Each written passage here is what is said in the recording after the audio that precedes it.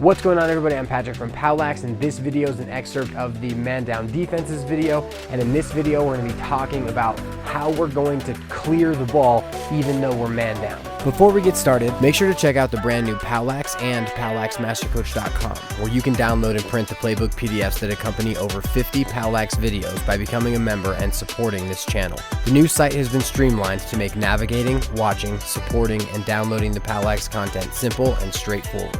We also broadened our membership categories to allow annual and program-wide memberships. Also, make sure to check out the POWLAX Teespring store, where you can get POWLAX hoodies, t-shirts, tank tops, mugs, even phone cases, and you can customize them to fit your team's colorway. Finally, make sure to like, subscribe, and follow POWLAX on all these social media sites. Now let's get back to the video. Now we're going to go through all of the ideas that happen when we actually get the ball, whether it's a save, whether it's a turnover. What do we want to do and how do we want to think when we get the ball when we're man down? So the first thing that we have to discuss is time. We want to make sure if we gain possession of the ball that we use up enough time so that we get our penalized player back on the field and we're no longer man down. That doesn't necessarily mean that we don't actually want to attack their goal, because there's actually a really cool little thing I'll show you here in a second. That means we actually probably should push transition, but the bottom line is we want to make good decisions. We want to take as much time off of the clock first. Next, we can think about all of the other kind of theories that we'll go through. The first thing that we want to try to do if we are man down and we're trying to clear the ball is, if we want to get the ball to the other end of the field, we want to get up and out early.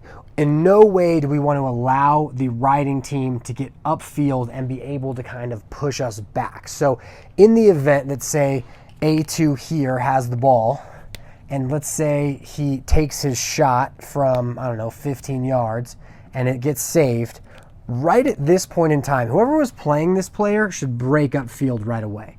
And as he breaks upfield, hopefully, if we can get up and out quickly, once he gets the ball, now we're turning upfield and riding. Now, in this example, Virginia causes a turnover and the goalie immediately gets the ball. Now, what we want to focus on here is how they immediately leave to clear, because as everyone is running upfield, it's very hard to turn a player back when you are also running full speed upfield. Now, as this player crosses midfield, he notices that he has a trailer and immediately throws it back to him. Another thing we didn't mention earlier, but if we do cross the midline, we need to be ready for a double, because on our offensive side, they're going to have two more players than we do, one field player and the goalie. Some teams may elect to have the extra player just stay inside and be a slide that's ready, but others will absolutely move out to double the ball.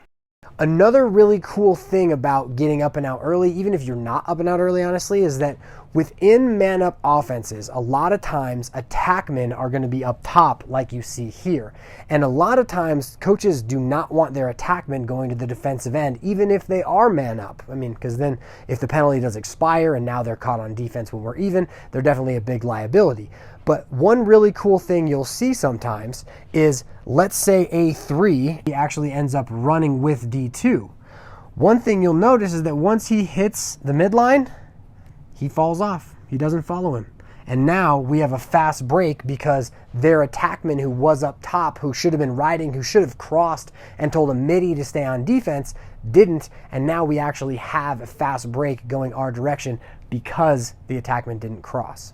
In this clip, the Hopkins goalie makes a great save and immediately outlets the pass to this Pole who is already running upfield. Now, the Pole drops the ball, but as he drops it, it crosses midfield, and notice how the attackman does not cross midfield with the defenseman.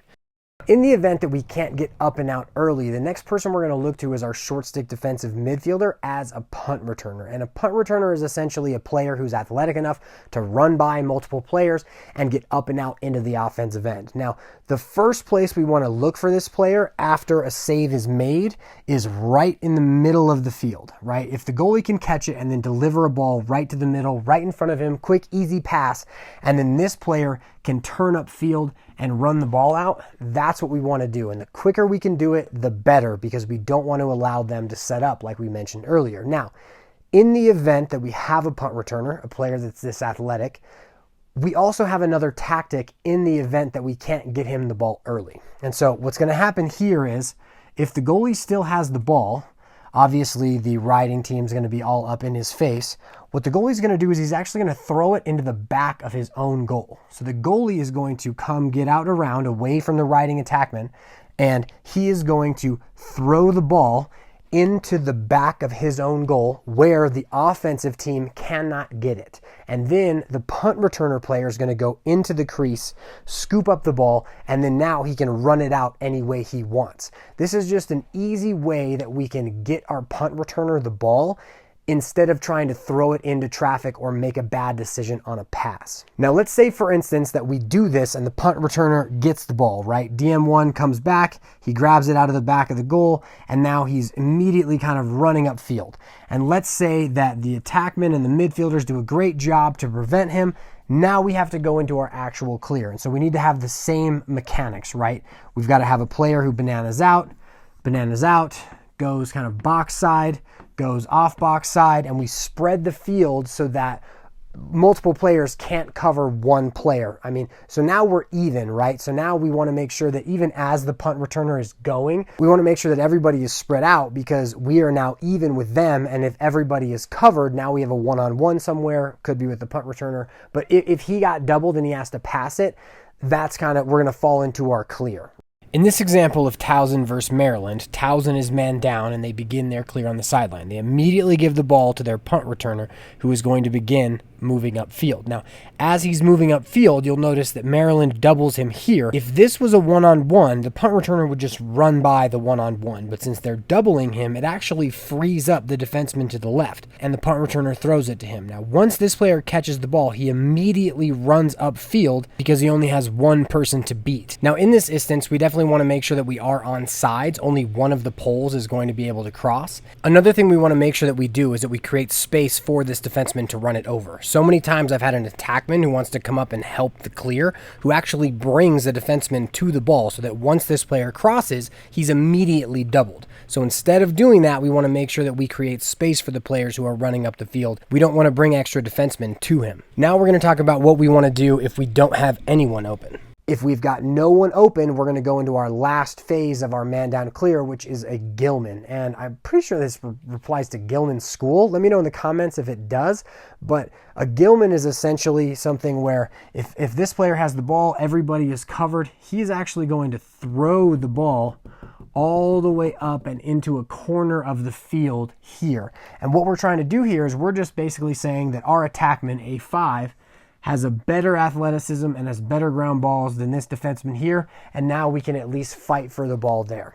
But so, in our man down clear, here are our thoughts. First off, we want to take as much time as possible. If we can get up and out early by making good decisions, we want to, because by getting up and out early, the riding team doesn't have time to set up.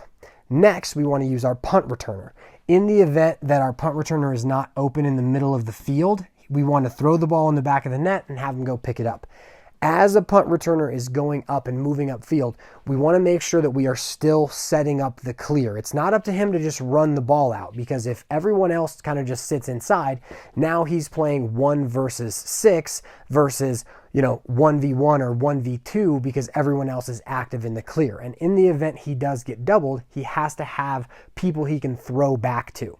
So in the event that he gets doubled and he throws back to one of the players, the defenseman, the goalie in the clear, and then everyone ends up covered and there are no looks, now we want to go into our Gilman. Some people call it cheap it.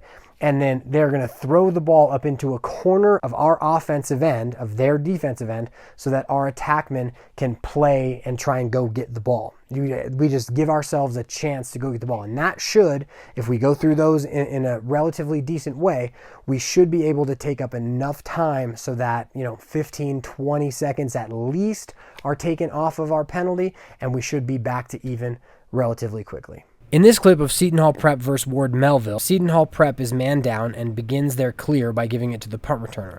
As he moves upfield, he's met with a hard ride and struggles to beat even the first player. Now, as he does beat him, he is met with another player and doesn't throw to the pole, perhaps because this pole might not have the best handles, or he saw this riding player moving towards the pole. Now, for those of you who saw this player who is just standing there not doing anything, this is completely unacceptable on our man down clear. Even though we're giving it to our punt returner and he may have run it out against 18 other teams, You still have to be in the play so that if he gets in trouble, he can use you in the clear.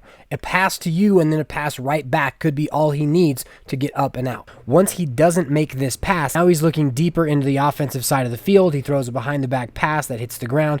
And now this is kind of the idea of a Gilman, where you're just going to throw it into the corner and let your attackman try to get the ball. The Seton Hall attackman has a play on the ball, but he doesn't pick it up and they turn it over. But that's kind of the idea of a Gilman. You just want to give your attackman the opportunity to make a play on the ball while you are wasting time during the man down. Thanks for taking the time to watch this video. I hope that you enjoyed it. Definitely let me know what you guys thought down in the comments section. I hope that after watching this, you feel more competent about how you understand man down defense and feel that you can make the best decision for your team. Make sure to check out the brand new POWLAXmastercoach.com, where you can now watch, support, and download all of the POWLAX content. We're kind of getting away from the Patreon third-party stuff. I built an entire website dedicated to all of the POWLAX content that you can now actually support for $5 a month and download all of the content in a much easier to navigate and view way. So definitely check out POWLAXmastercoach.com. Also, if you'd like to support the channel, check out the POWLAX Teespring store, where you can buy a bunch of POWLAX merch and show your support in your local community.